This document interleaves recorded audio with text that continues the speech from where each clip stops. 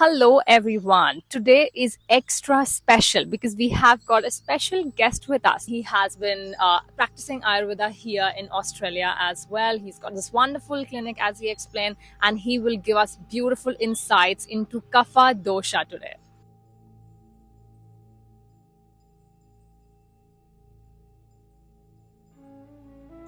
Hi, my name is Dr. Mandeep, and I have been in Adelaide more than 5 years now. So I'm running a herbal Ayurveda and yoga clinic in St. Mary's. So I've been practicing Ayurveda more than 5 years in Australia. So, hope you guys have checked out the quiz where you could diagnose your own dosha. And this is one of those three doshas which is more stable, more unctuous, and it will really be interesting to talk about Kapha Dosha as Dr. Mandeep will be giving us deeper insights on that. All right, so I've got a lot of questions. We'll just start with the basics. So, what exactly is Kapha Dosha? So Kapha is made of more dominant five elements, but more dominants are like earth and water. So these qualities, earth and water qualities, these are qualities of Kapha. First quality of Kapha is heavy. So they are like weight wise they are heavy. They are strong, they're strength, they're stable, and they have like skin is thick skin. So we can see they can go into sun. They will not face any sunburn. They are like calm in nature. They are very mindful. They can like concentrate on work, like in certain place. They're not moving, sitting, not moving their legs. Yeah, like Vata. Yeah, like Vata. It's opposite Yeah, to Vata. opposite to Vata. Yeah. If his Kapha is like become like more functioning, like more like imbalanced state, Right. then the first like they're gonna start gaining weight, the obese. They're gonna start metabolic syndrome like any type of disease, diabetes, hypertension, Right. obese, and then in mind, if Kapha affect your mind, then they will start like symptom of like depression, Right. and like there will be sadness. Okay. That will affect the mind if Kapha is in imbalance. Vata and Kapha, they have opposite qualities. Like Vata is dry, Kapha is smooth. Yeah. Vata is like very light, but Kapha is heavy. So they have opposite qualities. So my next question will be very much related to that. Let's say if someone has the other two, let's say Vata and Pitta is dominant, but Kapha is really low, then how would they show? Like how would their symptoms show? So if like Kapha is low, and then the Vata will definitely is opposite of Caesar. They will increase, and they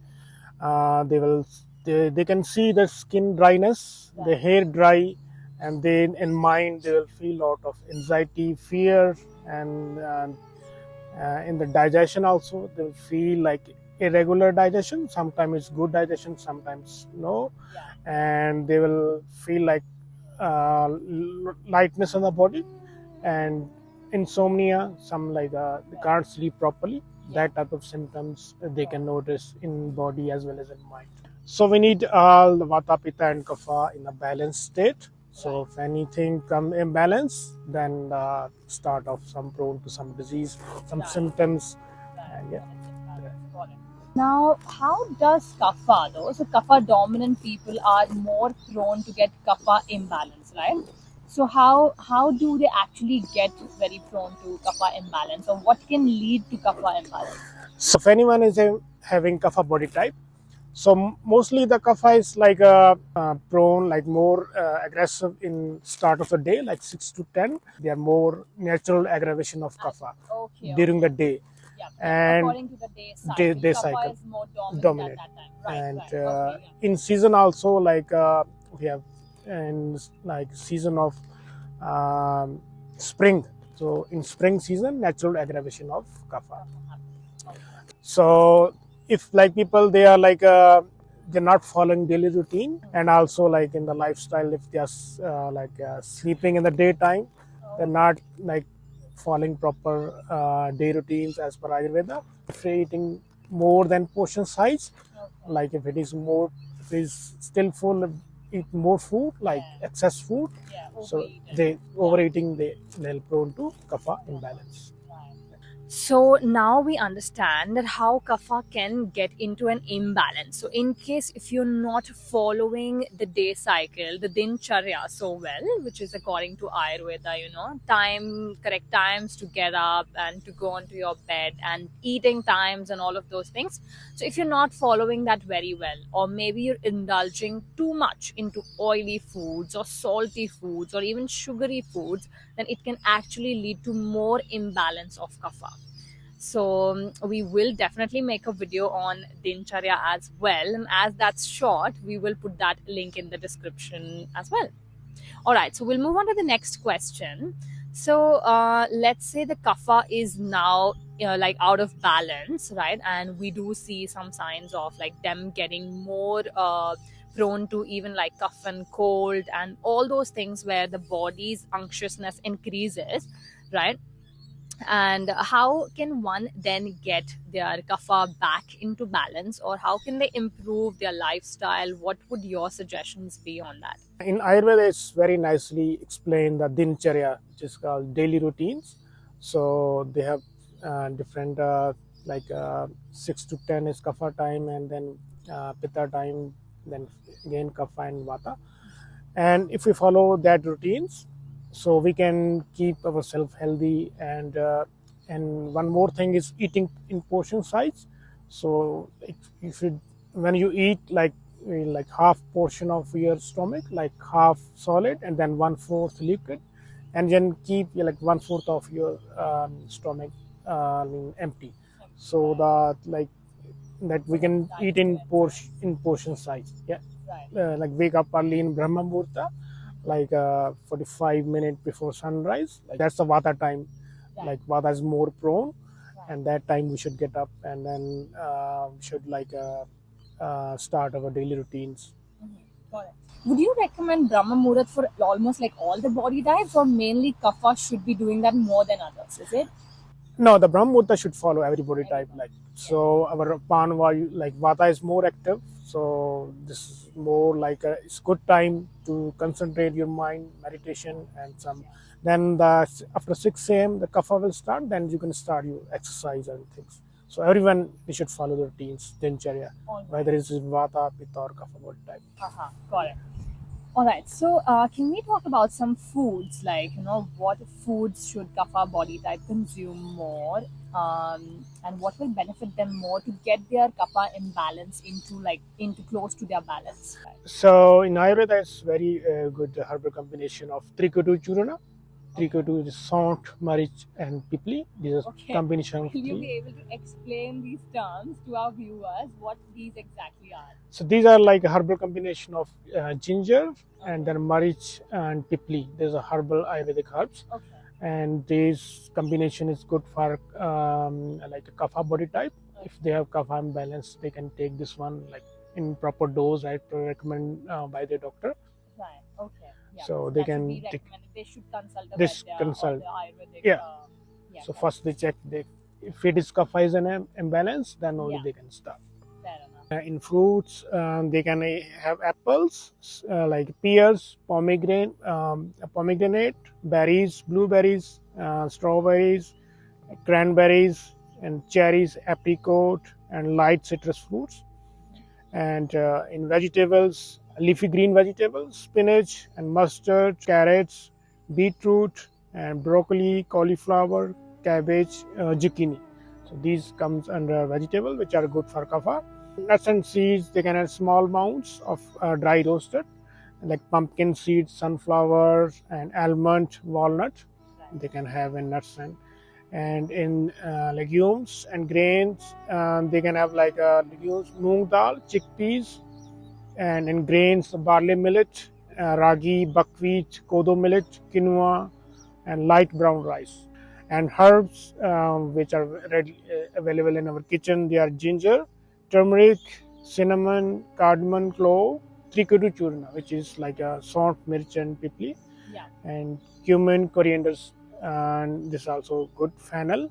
So hing, we call it is asphoteria. Yes. That's like a hing, very good spices to like cooking. So, right now we had an amazing idea of what all we can use to get your kapha close to balance, right? So, thank you so much for giving us so many ideas and so many options. It makes it so easy then to choose any and then make the meals. Right. Then, what would you suggest are a few things that we should avoid for kapha imbalance people? So if they think their kapha is in imbalance, they should avoid the taste like sweet, sour, and salty. Right. They should avoid excess eating of bananas, mangoes, avocados, and sweet melons, and heavy fruits like grapes. And in vegetables, they should avoid eating excess of potatoes, sweet potatoes, tomatoes, eggplants. And so in the nuts, they should avoid like peanuts, excess of cashews and sesame seeds. They are oily and they are heavy, and they should not consume large quantities of coconut also. Okay. Yeah. Okay.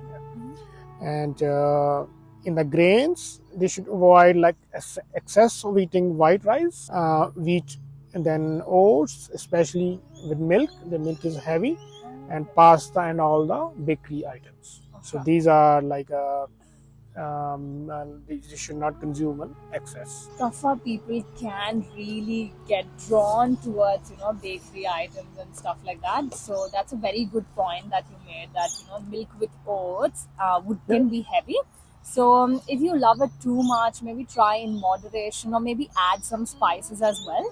Yeah, we can add some spices, like we have lots of spices in our kitchen, like turmeric and cinnamon, cardamom. Exactly. Yeah, clove. Yeah, so we can add do some modifications as well. But yeah, they'll be like, they should avoid it in too much quantity. Too much right? quantity. Yeah. Yeah. That's something bakery for sure. So that was again a great idea, all about the kitchen, how we can do things in our kitchen. What would you suggest about the lifestyle changes? Because like I've heard, of course, like in the Dinacharya as well, we've got Abhyanga, which I actually regularly do. However, I've heard that oil massage is not that much recommended for kapha body types. And there's something else recommended, which I'll let you talk to our viewers about. So what would those lifestyle changes be? Yeah. So in the lifestyle, it's very nicely explained in Ayurveda. That's Dinacharya. So we should follow that Dinacharya routine. So if like kapha body type, they should always get up early before in the Brahma Muhurta, like 45 minutes for the sunrise, and they start exercise and some yoga asana, sun salutation. That's very good for kapha. They can start from Surya Namaskar. Kapha body, and they are also they have thick skin, oily skin, and they can do like powder massage. We call in Ayurveda is Udvartan. That was the word. That's a good rubbing to it's warm like herbs. So we can just rub on our body or skin. That will help to lose oil and fat from the body. Okay. So that powder is not just any common powder, right? Yeah. It is like a herbal powder. Yeah. So we can get like this powder is called as Kola Kulathadi Churna. Okay. So that's combination of herbs.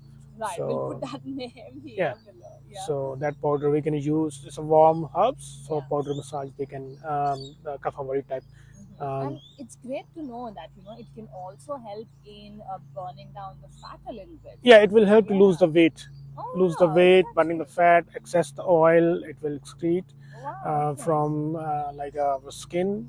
So it just helpful, very helpful in losing the weight. About the exercises, so you suggested one is very good, that is sun salutation. Yeah. How many of that would you recommend? So sun salutation, usually we can start from like 5 repetitions, and if they they have no any cardiac any issues, cardiac or any type of health conditions, so they can increase like 10, 20, 25 as much bodies they're comfortable, they can do.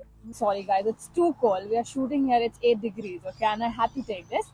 we'll get back to this. Yeah. So, right, you suggested that we can go up to 25. Yeah, that's what I've heard as well, that people with kapha body type should be doing more more strenuous exercises. Yeah. You know, they should be going more of that. Even if possible, of course, yoga is the most recommended one. Yeah. And Surya Namaskars, they can go up to 50 Surya Namaskars. And if they are trying to go to gym, then that will be a good option for kapha body types. Or if they could do at least running, start with running. And good thing is to do in the morning, like kapha time, like 6 after 6 a.m., 6 to 7, as much they have got time, they can do. Is that true? Okay, yeah, because I think for vata body types, it's generally recommended not very strenuous exercises. Right. So apart from these, like kapha, they should not sleep in the in the mid of the day. Like sometimes people asleep after lunch, so they should not. But isn't that like siesta thing? I mean, wasn't it a popular thing? Like after lunch you should actually get some rest. Yeah, if it is summer, then you can have. But if you sleep every season after lunch, they will prone to increase kapha. So there was in the day, if you sleep, so that prone to increase kapha. And the dinner also, if you are eating late night dinner, that will also, the food will not digest, and toxin will, your agni will imbalance. That also prone to kapha imbalance. Got it. So they should rather eat before 7 or before sunset? Yeah, as per Dinacharya, 6 p.m., 7 p.m. they should eat a light food, not heavy. So heavy food should be in lunch, and breakfast and dinner should be light and warm, easily digestible. Fair enough. And you have already given us a lot of options, so that should be good. Today we have had amazing information on Kapha Dosha, which first explain what type of body type they will have, which is more heavy built and they are more smooth, more roundy in looking.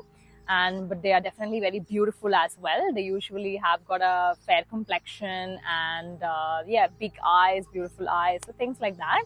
And then we spoke about how kapha can get imbalanced. We equally need kapha in all the body types, but it should always be balanced. And people with more kapha can be more prone to cold and cough, and they can be more prone to gain weight. So when we often wonder that why one would gain weight so easily, where two people are eating the same foods. So yeah, kapha is very prone to gain weight easily. And then we looked into how can we get kapha in balance. So first we started with foods, where we had a lot of options. Then we saw in lifestyle how we could do a few very good things for keeping your kapha in balance. Using the powder, especially the herbal powder, was a new thing for me. So check that out. Do visit an Ayurvedic practitioner to know more about it and what you can do more to get your kapha into balance. I think even if you could start with just little changes, like 1 or 2 changes, you'll still see some benefits from that. So see how you go. Let us know in the comments below. And I would like to thank you heaps today, Dr. Mandeep, for coming here and giving us all the information. Thank you so much. Thank you so much. Thank you.